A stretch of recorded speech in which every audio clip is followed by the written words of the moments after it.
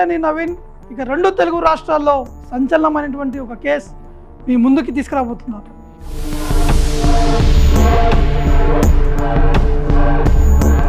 అసలు ఆ కేసు అనేది ఏంటనే విషయాలు చెప్పే ముందు ఒకసారి మీరు మా ఛానల్ని సబ్స్క్రైబ్ చేసుకోకపోతే కింద ఉన్నటువంటి సబ్స్క్రైబ్ బటన్ని సబ్స్క్రైబ్ చేసుకోండి. ఇక వివరాలకు వెళ్తే మీర్పేట్ పోలీస్ స్టేషన్ పరిధిలో ఉన్నటువంటి ఒక వ్యక్తి దారుణానికి పాలైనటువంటి సంఘటన ఇప్పుడు 2 తెలుగు రాష్ట్రాల్లో చర్చనీయాంశంగా మారింది. భార్యపై అనుమానంతో భర్త తన భార్యని చంపి ముక్కలుగా చేసి కుక్కర్లో ఉడకబెట్టినటువంటి ఈ ఘటన, అంటే ఈ ఘటన గురించి చెప్పడాలంటేనే కొంత బాధగా ఉంది. కానీ జరిగినటువంటి సందర్భాన్ని కూడా మీ ముందుకి తీసుకొచ్చి వివరాలుగా చెప్పేందుకు కూడా ఈ యొక్క ప్రయత్నం. అంటే జరిగింది అనేక కేసులు కూడా చూసాము. అసలు భార్యపై అనుమానం కావచ్చు, ఏదైనా ఇంట్లో గొడవలు జరుగుతాయి, కానీ ఇద్దరు ఆత్మహత్యలు లేదా కోపాల్లో శనికావేశంలో ఏదైనా చేసుకుంటారు. కానీ ఈ దుర్మార్గుడు చేసినటువంటి కథ చూస్తే అతన్ని నడి రోడ్డుపైనే ఉరిశిక్ష విధించే విధంగా కూడా అందరు కూడా డిమాండ్ కూడా చేయడం జరుగుతుంది. అయితే ఇది సంక్రాంతి పండగ సమయంలో జరిగినటువంటి ఈ ఇష్యూ.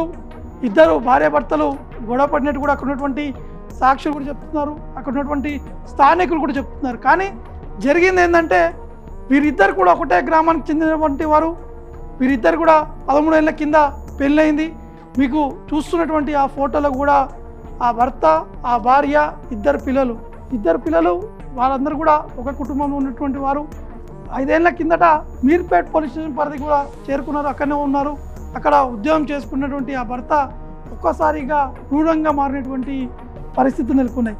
అసలు ఏం జరిగిందంటే ఆ రోజు ఇద్దరు కూడా గొడవ పడినటువంటి సందర్భంలో శనికావేశంతో భర్త ఆ భార్యపై దాడి చేసి చంపేయడం జరిగింది.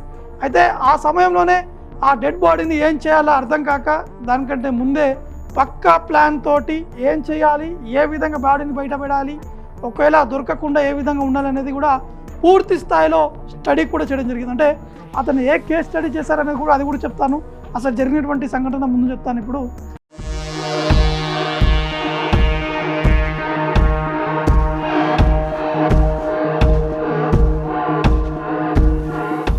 అంటే అతను చంపిన తర్వాత ఆ భార్యని ముక్కలుగా నరికి అక్కడ ఉన్నటువంటి పెద్ద కుక్కర్లో ఉడికించి దాని తర్వాత ఎండబెట్టి మళ్ళీ 2 రోజుల తర్వాత ఆ ముక్కల్ని దంచి అక్కడనే ఉన్నటువంటి ఆ కాలువలో కూడా దుర్మార్గుడు పడేసినటువంటి సంఘటన ఉంది. కానీ తనకి ఏం తెలియదు, అంతా నేను చేయలేదు, నాకు సంబంధం లేదనే విధంగా తన అత్తగారికి సమాచారం కూడా ఇచ్చారు. తన అత్తగారు వారు హైదరాబాద్ చేరుకొని హైదరాబాద్లో మీర్పేట్ పోలీస్ స్టేషన్ కూడా వారు ఫిర్యాదు చేశారు. కానీ ఈ దుర్మార్గుడు ఏ విధంగా వ్యవహరించారనే అంశాలపై కూడా పోలీసులు ఆశ్చర్యపోయినటువంటి సంఘటన కూడా నెలకొందంటే ఏమీ తెలియనట్టు తన భార్య తనని గొడవపడి ఇంట్లో నుంచి వెళ్ళిపోయినట్టు కూడా క్రియేట్ కూడా చేశాడు. కానీ వారి అత్తమామ కూడా నమ్మి నిజంగానే ఏదో జరిగింది తప్పిపోయిన విధంగా కూడా ఆ భార్య తల్లి ఫిర్యాదు చేసినటువంటి నేపథ్యంలో పోలీసులకి అనుమానం కూడా వచ్చింది. అసలు ఏం జరిగింది, తరచుగా గొడవలు పడేటువంటి వారు అని చెప్పేసి కూడా వారి కుటుంబ సభ్యులు కూడా చెప్పినటువంటి నేపథ్యంలో పోలీసులు ఈ దుర్మార్గుడిపై ఒక డేగాకని కూడా వేయడం జరిగింది. అసలు చేసింది ఏంది, జరిగింది ఏంది, ఏ విధంగా జరిగింది, ఇవన్నీ కూడా దర్యాప్తు చేస్తున్నటువంటి సందర్భంలో పోలీసులకి కొంత ఈ భర్తపై అనుమానం కూడా రావడం జరిగింది. భర్తపై అనుమానం వస్తే పోలీసులు పూర్తి స్థాయిలో దర్యాప్తు కూడా చేపట్టారు. ఆ దర్యాప్తులో నిజాలన్నీ కూడా బయటపడ్డాయి. అసలు అది చూస్తే చాలా భయంకరంగా ఉన్నటువంటి సిచ్యువేషన్. ఆ దుర్మార్గుడు వ్యవహరించినటువంటి తీరు చూస్తే అక్కడనే కొట్టి చంపాలనిపించేది అనేది వారి కుటుంబ సభ్యులతో పాటు చుట్టుపక్కల కూడా వారందరూ కూడా చెప్పడం జరుగుతుంది. అయితే ఇదంతా కూడా సోషల్ మీడియాలో ఇవన్నీ కూడా అతను యూట్యూబ్లో సెర్చ్ చేస్తూ హత్య చేసిన తర్వాత ఏ విధంగా బాడీ దొరకకుండా చేయాలి అంటే అనేక సెర్చ్ చేశారు.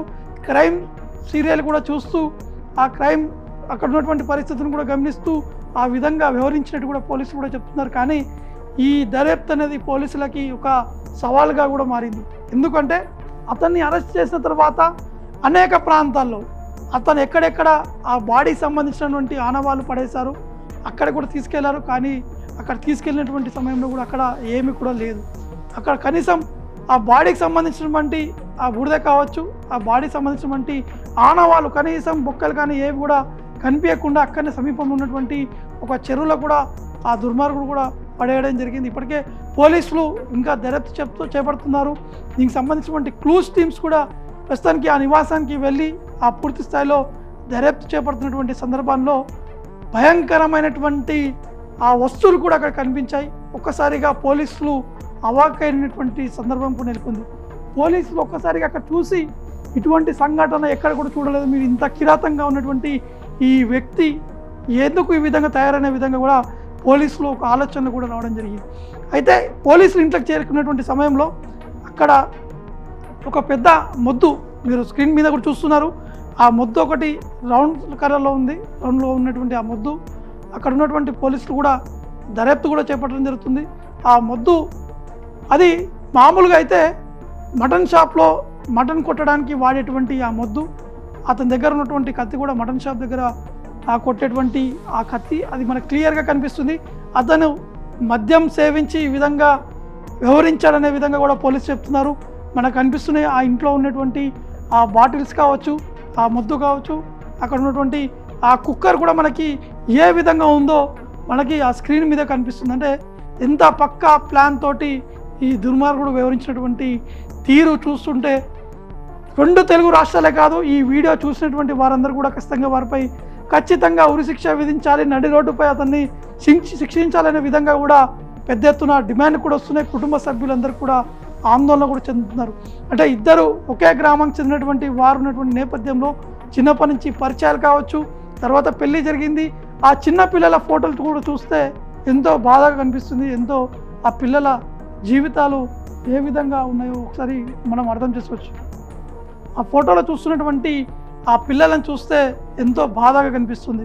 ఇప్పుడు ఆ పిల్లల పరిస్థితి ఏంటి, పిల్లలందరూ కూడా అయోమయమైనటువంటి పరిణామం కనిపిస్తుంది. అయితే ఈ దుర్మార్గుడు చేసినటువంటి తీరు ఆ రోజు జరిగినటువంటి తర్వాత అతని ఇంటికి, వారి కుటుంబ సభ్యుల ఇంటికి ఆ ఇద్దరు పిల్లలను కూడా పంపించిన తర్వాతనే ఈ దుర్మార్గానికి పాల్పడ్డట్టు కూడా పోలీసు కూడా చెప్పడం జరుగుతుంది. ఇది ఇవాల్టి crime story. Keep watching 99 TV.